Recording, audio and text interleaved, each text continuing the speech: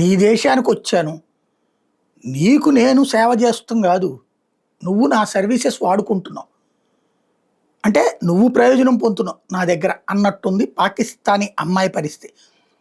America నుంచి వచ్చి పాకిస్తాన్లో సెటిల్ అయినటువంటి కుటుంబానికి పుట్టినటువంటి అమ్మాయి ఇప్పుడు పాకిస్తానీ అమెరికన్ ఉమెన్ అవుతుంది. అమ్మాయి అమెరికన్ ఎయిర్ ఫోర్స్లో జాయిన్ అయింది. తాజాగా ఈ న్యూయార్క్ పోలీస్ డిపార్ట్మెంట్లో తను జాయిన్ అయింది. అక్కడ ఆల్రెడీ మన మేయర్ గారు మతపరమైన మేయర్ గారు ఉన్నారు కదా, ఇప్పుడు అమ్మాయి హిజాబ్ ధరించి పోలీస్ విధులకు హాజరవుతుంది.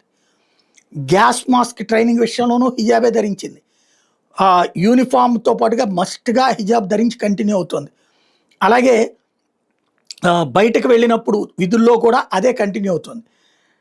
ఇప్పుడు పబ్లిక్ నుంచి ప్రశ్న వస్తే అవును నేను చేసింది తప్పెట్లా అవుతుంది, అమెరికా పాకిస్తాన్ ఫ్లాగ్స్ అన్నటువంటిది వేరు వేరు, అమెరికా నాకు అకామిడేట్ చేసింది, జాబ్ ఇచ్చింది, నా సర్వీసెస్కి వాడుకుని జీతాలు ఇస్తుంది, నేనైతే షరియా చట్టాల ప్రకారమే పనిచేస్తాను, షరియా విధానమే నాది అని తేల్చి చెప్పింది. తద్వారా ట్రంప్కి ఒక పెద్ద షాకింగ్ పరిణామాన్ని ఇచ్చిందని చెప్పాలి.